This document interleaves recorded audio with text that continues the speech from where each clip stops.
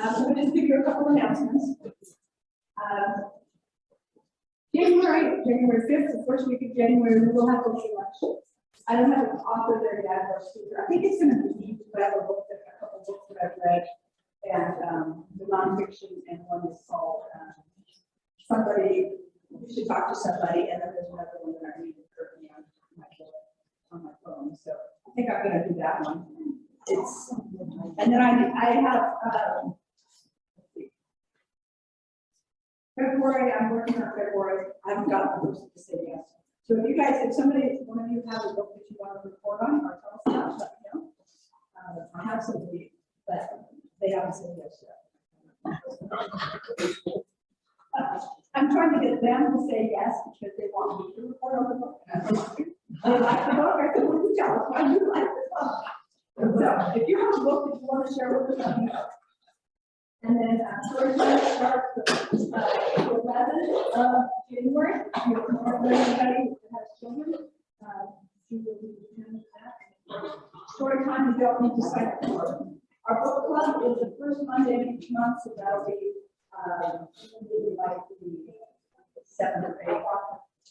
And then we have ESL classes that are Thursday night, 6:30 to 8 p.m. And you don't have to speak Spanish if you try to learn English. You can if you want. And then we do a thousand books about kindergarten, and sign up and ask people about that.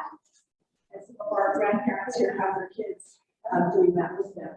And then we have these activity center in the afternoon at 5:30. During Christmas, we'll be open during the Christmas break from 1 to 5. And our science fiction book club, we meet on Sundays, and Kate does that. We have a poetry group, and some of us write poetry. Some of us attend poetry, like Paul Steele and myself, and we have a great time listening to other people's writing and then also sharing. We have a writer group. If you want to write a book, we'll want to have something written. And that is the other group for Wednesday. And then remember, if you are traveling, you can always put a book on your phone, you can listen to it, or you can read it. Yeah. Yeah. And then also sunflower. You can do that, the audio. Okay. And don't forget, if you want to get gift cards, we have little package of gift cards.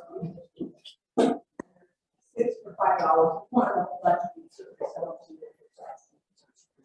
And then when winter's coming, just remember, Facebook is the place to look for photos. That will be the first place to go. It's easiest for me to post.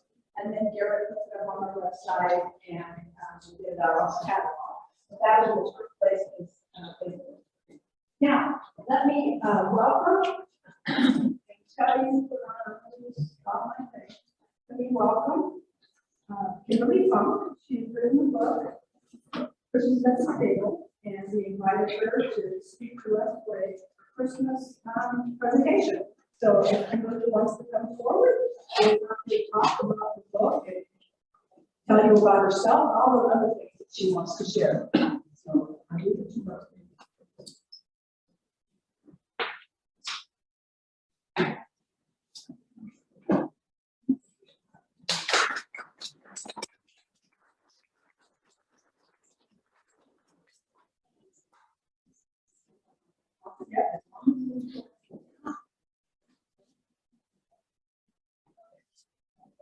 Yes, I do.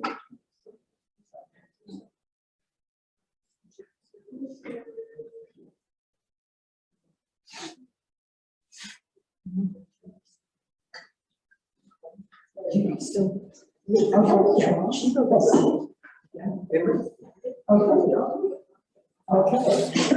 Well, thank you, Melanie.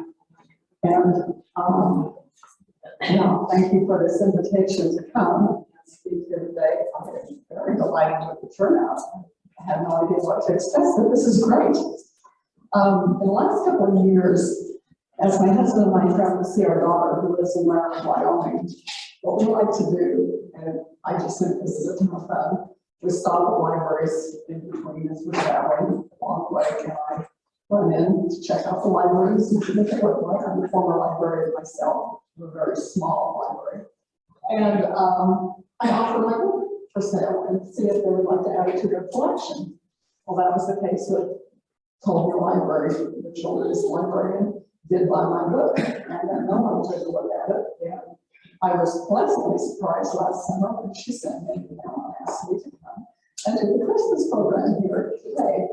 And so, thank you for that, Melanie. I appreciate that so much. I'm always, though, still just a little perplexed when I am asked to do things such as this, because I've never really considered myself an author. And so it comes as a bit of surprise when this happens. I can't say I ever did set out to be an author. And the book I'm talking about today, it just kind of evolved. And I actually consider it a gift to me.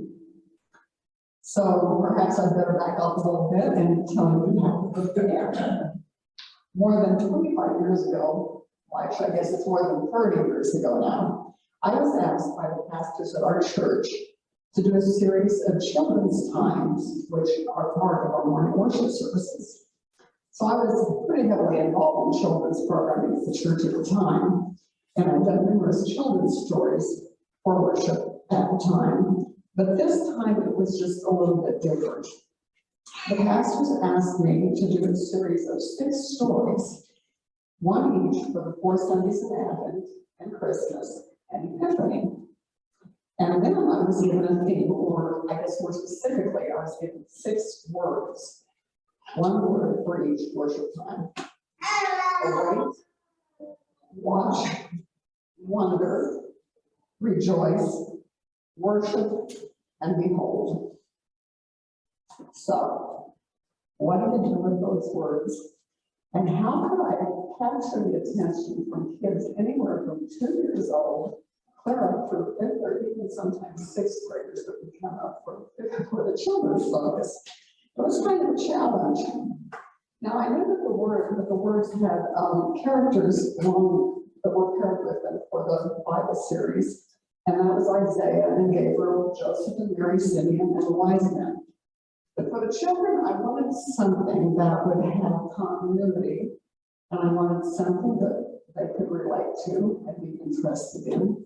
And I wanted something that I could do with visually as well. Now, our other 3 kids were all young at that time, and we had stacks and stacks of Christmas books.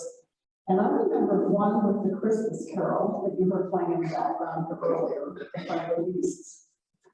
It was actually a little golden book that my grandma had given to our grandkids, so it would have been their great-grandmother. And it had the poem in it. Well, I have always loved that poem because I had studied Christmas programs when I was a child. Now, I bet that all of you can have memories of your childhood Christmas programs in church, in school, and the fun they were and maybe the nervousness that they caused you at the time. Well, I mean, some of those memories might include the Christmas programs at school and church, the pageants and the songs you memorized and the poems you memorized. Well, I have one vivid memory of the school programs. That was in school. We would line up in the halls beforehand, and we would march single file into the gymnasium.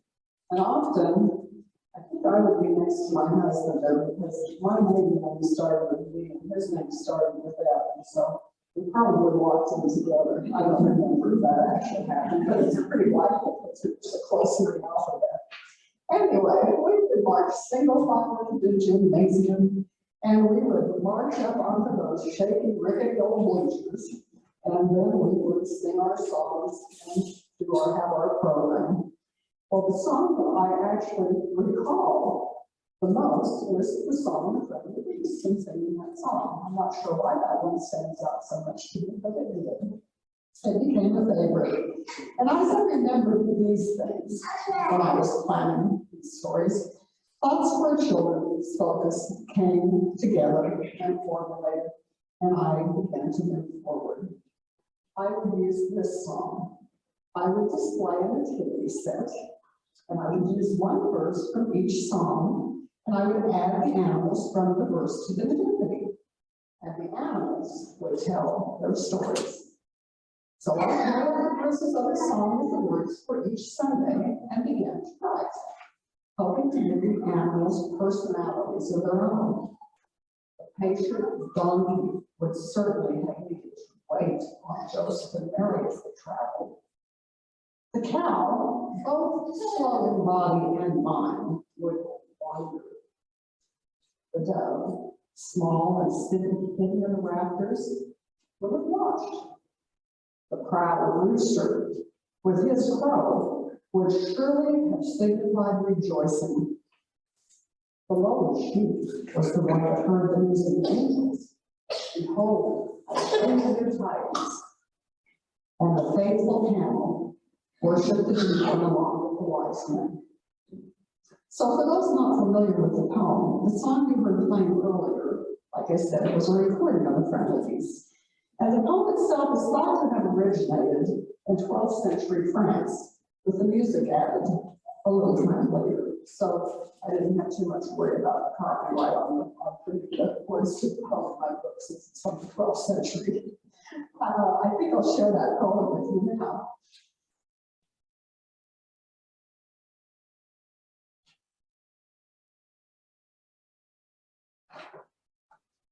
Jesus, our brother, kind and good, was humbly born in a stable root, and the friendly beasts around him stood. Jesus, our brother, kind and good. I, said the donkey, shaggy and brown, I carried his mother up hill and down. I carried her safely to Bethlehem town. I, said the donkey, shaggy and brown. I, said the cow, all white and red, I gave him my manger for his bed. I gave him my hay to pillow his head. I, said the cow, all white and red. I, said the dove from the rafters high, cooed him to sleep so he would not cry. We cooed him to sleep, my mate and I, said the dove from the rafters high.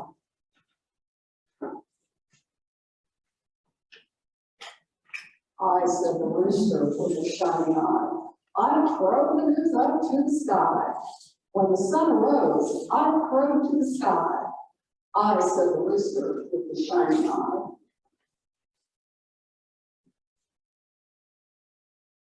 I, said the sheep with the curly horn, I gave him my coat for a blanket form. He wore my coat on Christmas morn. I, said the sheep with the curly horn. I, said the camel, all yellow and black. Over the desert upon my back, I brought him a gift in the wise man's pack. I, said the camel, all yellow and black.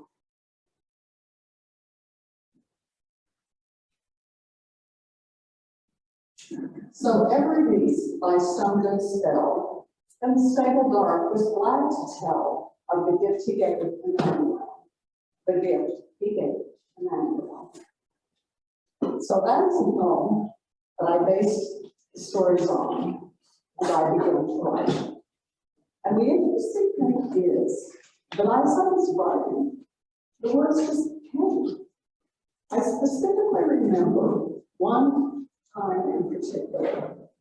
I was sitting in our wood stove in the basement, and my husband left for work. He always left pretty early. And it was before the kids were up for the day. And I was jotting down the words, and I was actually struck with a bit of wonder. I wondered at where the words were coming from. How did these thoughts come to me? And I honestly felt as if they were a gift to me.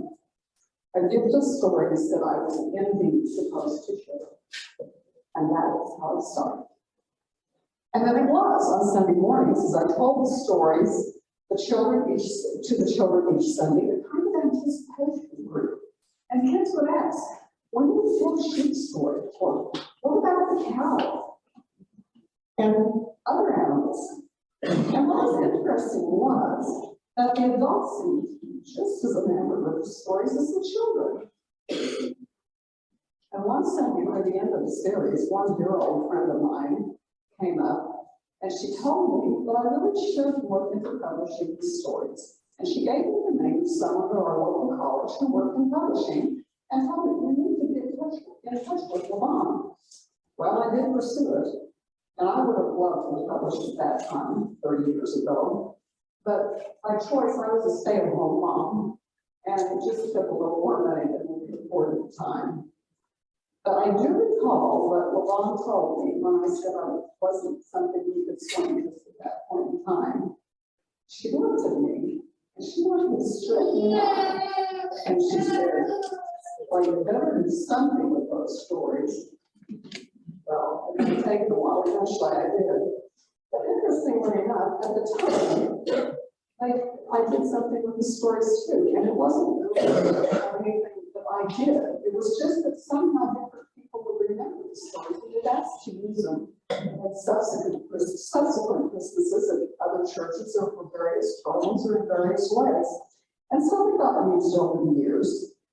And years later, I even edited them to have the whole thing done as a Christmas program in our church. And what was interesting then is many of the children who wrote the stories originally now had children of their own. And so they would hear them at new point in time as well. And then about 7 years ago, I took a writing class offered at our church. It was called God's Story, Our Story. And it was a class of writing memoirs. Now that class was really a lot of fun. I wrote some pieces that were well accepted by the class and by Lori Oswald Robinson, the gal that was leading the class. Well, long story short, I eventually showed my stories to Lori, Christmas stories to Lori, and with her enthusiasm, and let me tell you, Lori is one enthusiastic person. She's bubbly and yes, enthusiastic is yeah. Anyway, I embarked on the journey of self-publishing the stories with her encouragement. She pushed me and she encouraged me, and the book would be a children's book, I decided, at about 5th grade reading level, but it would have pictures of the animals as well. And I hoped it would be also a parent-led book, but for younger children, one that children would like having read to them. And maybe it would be a Christmas book for those like me, who just happen to love to collect Christmas books, might want to collect and add to their collections as well. So I began taking the original manuscripts and I wrote and I rewrote again. And I engaged an illustrator. Now I do like to tell you about the illustrator. I like to think of Kim Ramble as my namesake. When I was in high school and junior high, I had a teacher who also became my debate coach in high school, and his family later became my lifelong friends. There Kim was born when I was in junior high, and I actually ended up babysitting Kim and her sister when I was in high school. Well, as time passed, their family moved back to Canada, where both Kim's parents were originally from.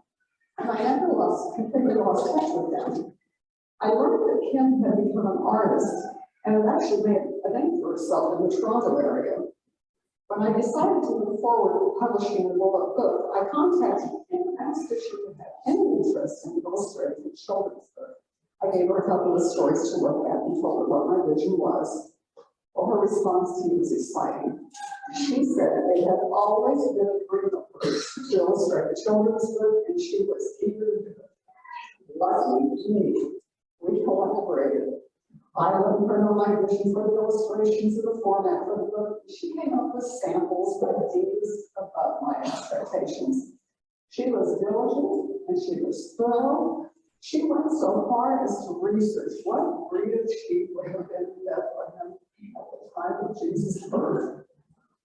Well, when showing my book, people are always drawn in by the illustrations, which makes sense because you see the illustrations before you read the words. Now back to the process of publishing. I was fortunate to find a great editor and copy editor, June Dobbin, not herself, and edited a variety of books. And she was currently copy editing a theological book at the time. So she welcomed the opportunity to edit a children's book. A bit of a break from the intensity of theology. Fun.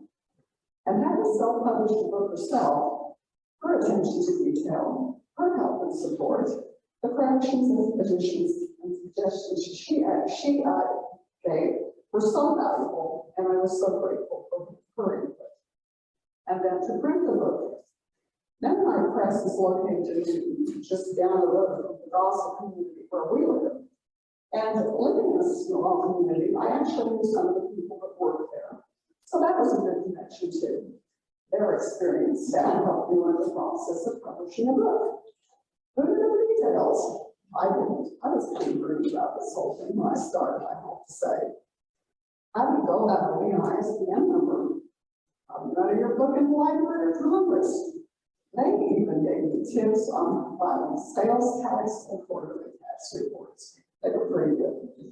And I didn't know you needed to have a certain number of pages in the book so it comes out. What kind of paper is best? What font do you use for the typesetting? Working with Jim Friesen, the graphic designer at my press, was so much fun. He was so talented. He was willing to see my vision for the book and went with it, working with what I wanted, and he brought the design to the book that you see.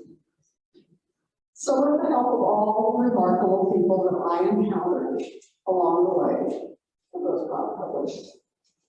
I still know of churches that use the stories in a variety of ways at Christmas time. They use Christmas Eve programs for children's focused on Sunday mornings.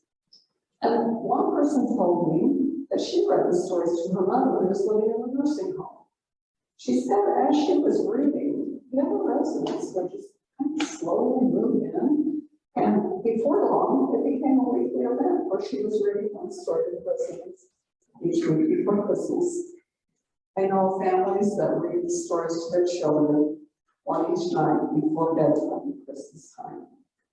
And then there was a girl from our church who heard the stories the first time around, and she was doing voluntary service in Ecuador a couple of years ago.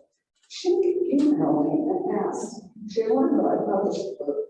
She emailed me and asked if I could get a copy of that book to her so she could use it for the children she was teaching in Ecuador. So that was pretty exciting. So it seems that a young adult alike can relate to the stories. The stories we told through the eyes of the animals. Now we all know that animals can't really tell us their stories. And we all know that the stories I have written probably, well, actually they didn't happen as they are told. But I tell you the stories through the eyes of the animals. Perhaps we can hear the Christmas story in a new way, from a different perspective. And we can still hear the truth of the event, the truth of Christmas, that Jesus was born of Mary, that Jesus came from heaven to earth, that God does love us, that we are all children of God, and all creation belongs to God, that Jesus is God's gift to all the world. So now I will share a couple of the stories with you.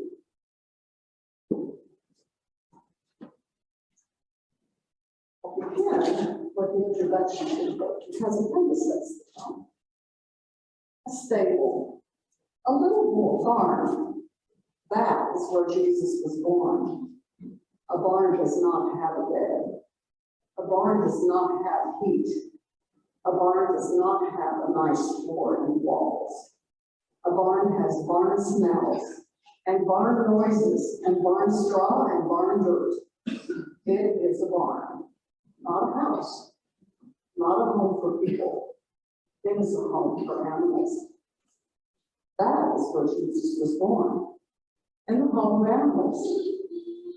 The animals were there when Jesus was born. After Mary and Joseph, the animals were the first to see Jesus, and to welcome Jesus, and to love Jesus. They had stories to tell. The animal stories are here for you, dear children, in this book. Listen to the stories they tell. I believe we'll begin with the cow story. We'll skip the donkey story, and if we have time, we'll come back to that one. I am the cow to whom this stable belongs. During During the day, I graze in the pasture surrounding it, and at night I come to the stable for shelter. The stable is also where I can clean, sweep hay for the manager. I was out in the pasture late one afternoon when all at once I noticed some commotion on the path leading from the inn to my stable. I wondered what it could be, just what was going on. I lumbered down the rocky path of the hill and made my way to the stable. As I got closer, I heard a voice say, "This will do just fine, Mary. See, I will make it on nice clean hay." I was puzzled and a bit perturbed. What business did these people have coming to my stable and using my hay as if they owned the place? I quickened my pace. As I neared the entrance of the stable, I was abruptly halted by a donkey. I didn't even know him, and he was standing in my doorway. Well, there wasn't much I could do, so I just stood there looking, chewing my head, wondering what this was all about. Slowly, the scene before me unfolded. I decided that I must not be so hasty in judging this situation. These people obviously needed a place to rest. And I decided to leave them alone. I couldn't get into the stable anywhere with that donkey in the way. So I walked behind the stable where I could sit a little through the window and think things over. I could hear the people talking, and the one called Mary said, "Oh, Joseph, soon our baby will be born. How is it that God's Son is to be born here on the third day?" I wonder what meaning this can hold. When I heard her say this, I started shaking my head and I began to think, what did she say? God's Son? Did she mean the God of all creatures, the creator of the world, his Son? What indeed, I wondered, was this all about? I stood quietly, shaking my head again, thinking and wondering about all that was happening. I turned to follow him, and suddenly I heard a cry. What was like this? I ran back to the door of the stable. That donkey was now inside, and I went inside also. There, in Mary's arms, was a baby. How was it that a baby of a human had come to be born in my stable, and that I was present as this miracle unfolded? Is this really God's Son, as Mary had said? As I stepped closer, I was overcome with joy and a desire to help these people in some way. It occurred to me that the baby should have a place to sleep. I thought in my nature, it would be the right size and the straw was clean and sweet smelling. With my nose, I nudged the straw toward the couple, and Joseph noticed. "Why, Mary," he said, "I do believe this kind cow would like to share her nature with us. We can use it to cradle our Jesus." "Oh, Jesus," he had said. I felt like it was my Jesus too. I realized that I had seen the wonder of the birth of God's own Son, Jesus.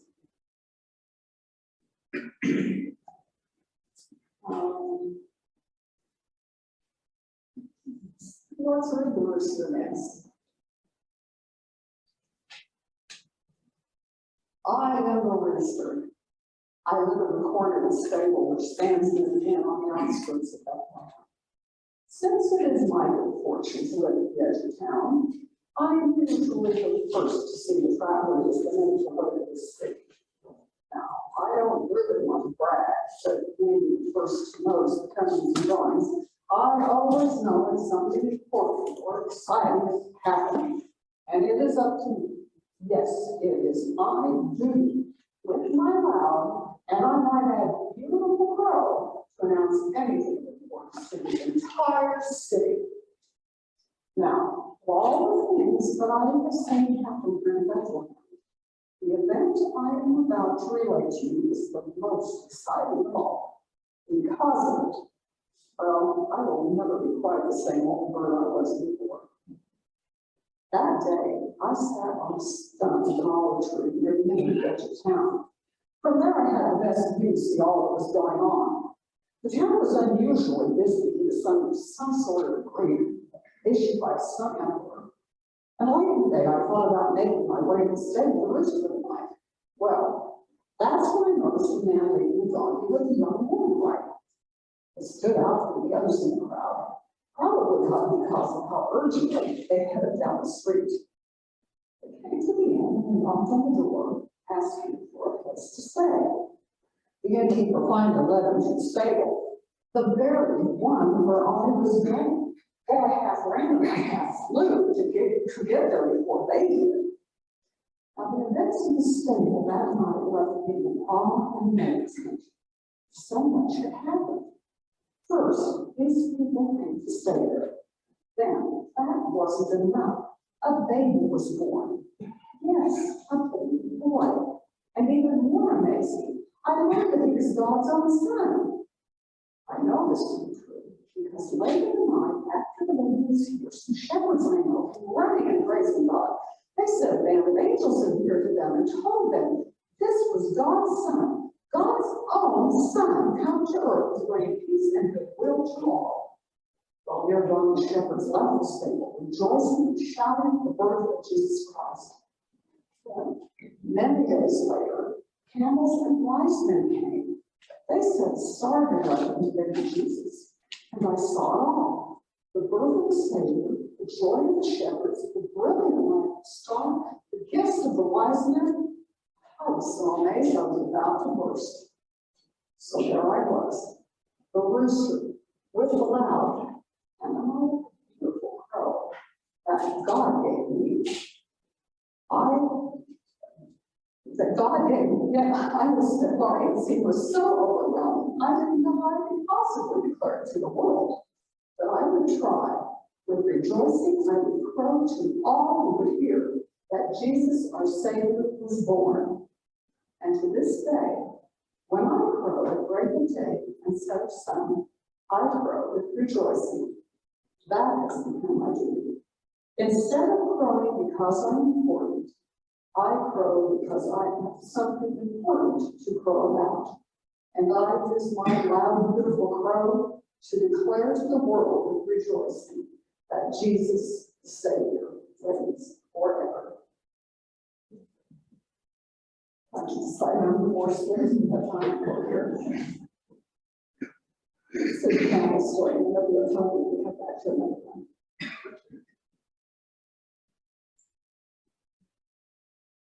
A camel. That is who I am, a beast of burden. I serve my masters, carrying their cargo of supplies to the places I'm led. I can travel over hot desert sand without water for days at a time, carrying the heavy load my masters pack on my back. I don't mind, because that is who I am, a camel, who is a helper and a servant. The masters I serve are magical, wise men. Some people call these wise men kings. Mine is a simple story. I followed the story and found the king. And when I found him, I knelt down and worshipped him. I see questions in your eyes. Let me tell you more. I managed to study the stars. One night, a magnificent, brilliant star rose in the eastern sky. Somehow, my wise men knew it wanted a place where they would find the king. And who found it? A king who would serve those he came for. A king who would be the Savior of the world. They wished more than anything else that they would find this king, so that they might worship him. This is the reason I began a journey I will never forget. I was very excited as we set out. At first it seemed strange to follow a star, even one of such magnificence. But we did not know where it would lead or at what time we would arrive at some unknown destination. But when you travel with wise men, you do unusual things without asking why. Even so, this was most extraordinary. For many days we traveled through the desert, the brilliant star always guiding us and showing the way. At one point on our journey, we traveled to Jerusalem. We stopped and asked King Herod if he could tell us where this new king was to be found. He could not. But he wanted us to let him know when we found him so he could worship the child too. We set out on our journey again, following the star. My masters, though, wise men that they are, learned in a dream from God that they should never return to Herod. He was really jealous and would want to harm the king. So we traveled on, and the star went before us, guiding our way. At long last, the star stood still. It shone brilliantly over the town of Bethlehem, nestled in the hills of Judea. We followed the bold, single ray of light that marked the path for us. It led us to a stable where we found a child, a little babe, and a manger. Was this the king we had sought?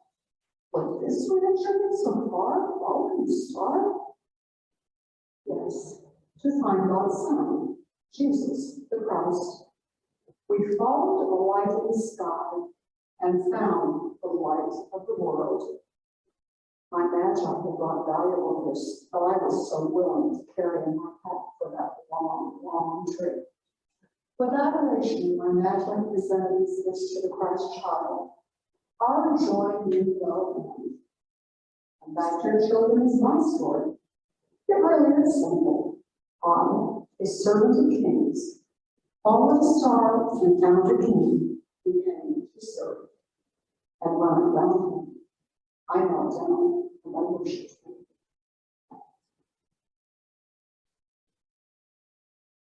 And so, dear children, the animals have told you their stories. Jesus was born in the stable, a little barn. The animals were there when Jesus was born. All the animals gladly did what they had. Little as it may have seemed at the time to the Christ child. They didn't give because they were told to give, or because they thought they might get something in return. They gave because there was a need to give. They gave out of love and compassion. They gave of themselves and from their hearts. We too can give to the Christ child today. Give yourself whatever you have and give from your heart. Give your heart to Jesus, Savior of the world. And I thank you.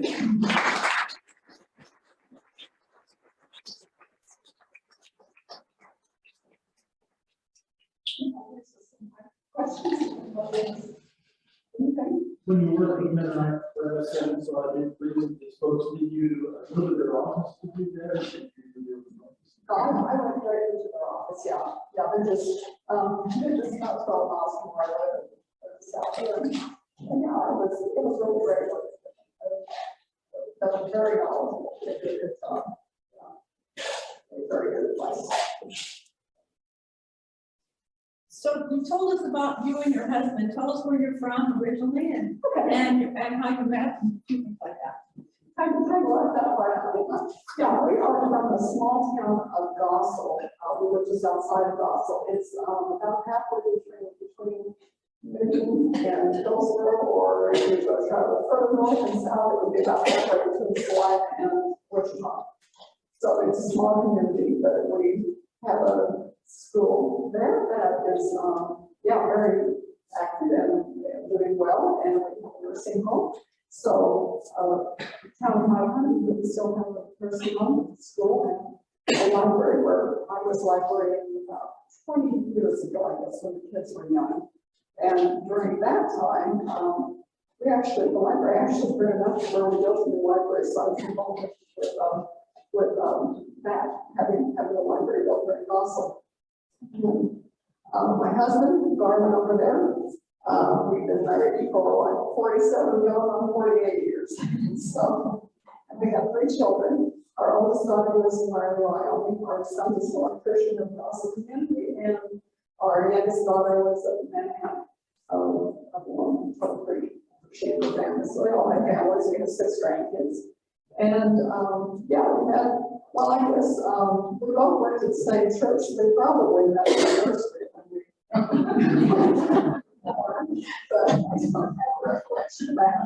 We on the same age, went to school together, but interestingly enough, And they did until we were both out of high school. So it took a while.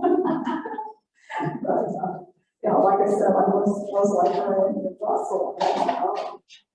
That was, since it is such a small town, it's a small library. The library position was only quarter time, and when the kids were at school, it was kind of like, you probably just work 2 more hours once the kids were to school inside.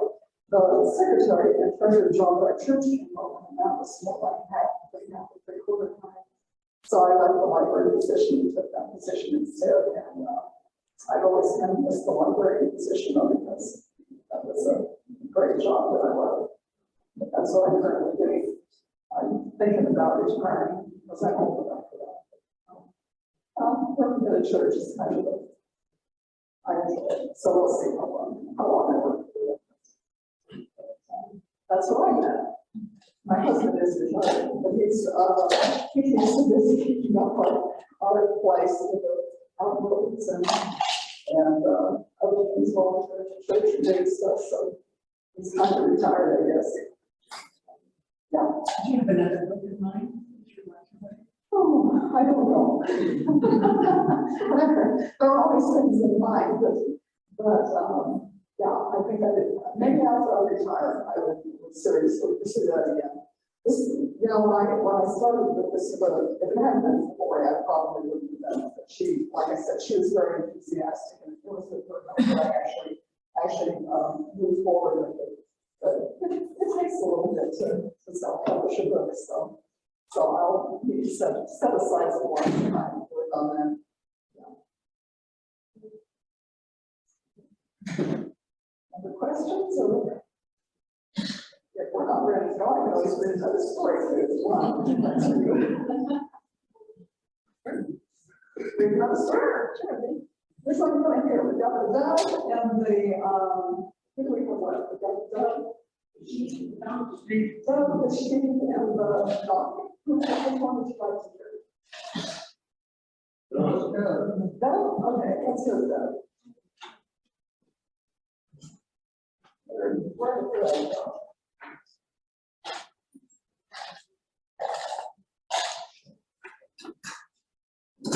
It was. There we go. I am a little dove who lives with my neighbor's stable in Dublin. From my perch on the rafters of the stable, I can watch the ants if they happen. Sometimes I like to fly in nearby and watch travelers as they come to Bethlehem from the hills of Judea. One day the streets were so crowded and noisy, and there was so much to see that I was all a twitter, not knowing where to perch or to get the best view. As I watched from the roof of the inn, I noticed a disturbance by the front door. I heard a man say, "Please come, sir, my name is Joseph, and this is my wife, Mary. This is my wife, Mary, and we have been traveling for so long. Our baby is soon to be born. Can you please find room for us?" I saw my keeper hesitate, and finally he said, "All right, I'll meet in the stable out back. Now I wish I could give you a better place to rest than this, but I have no choice. It's late in the day and my inn is already overflowing." "Are you staying in my stable? What was this all about?" I flew back to the stable to join my mate, who was sitting on my nest in the rafters. I watched carefully as these two came in. They seemed weary and were dusty from the travel, but I could see kindness and gentleness in their manner. Yet there was also a sense of urgency about them. I quietly flew from my nest and perched on the nearby rafters so I could watch more closely. "Look at the dove in the rafters, Mary," Joseph said. "It seems to be watching us. Seeing it, there reminds me of the story of our ancestor Noah and how the dove gave his time of dry land after the great flood. Surely this stable is a good and safe place for us to stay, for the dove is a sign of God." I love the Bernhardt's letter to be spoken of in such a way. As Mary looked at me, I again saw the kindness in her eyes, and I was drawn toward this couple. I softly flew down to the top of the gate to the stable. It was getting late, and Joseph helped Mary lie down in the straw. I watched the long night through, and there, in the stable I called home, I watched the birth of a child. After Mary grabbed the child in heaven and tried to settle him down, but then he moved. I saw how tired Mary was. Was there nothing I could do to help? I began to clear my dust song, and my baby joined in, ever so softly and clearly, hoping it would still be all Jesus. While I watched, I thought I saw him smile as he fell asleep. Only then did Mary close her eyes to sleep as well. And at last Joseph sat down at the entrance of the stable, as if to guard the door, and his head nodded in sleep too. All was quiet, all was peaceful, and my eyes were heavy from watching so much that day. In the midst of the stable, I closed my eyes and fell asleep. I had watched, and I had seen, and in my heart I knew that this child Jesus was from God.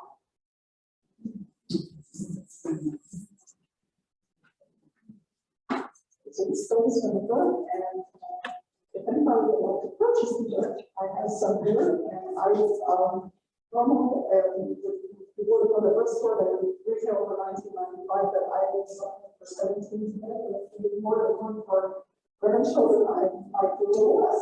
You might have it, so up to you if it's not. And thank you so much for having me. Thank you. I appreciate it. And I are bound. I want to say thank you for coming. Oh, thank you so much.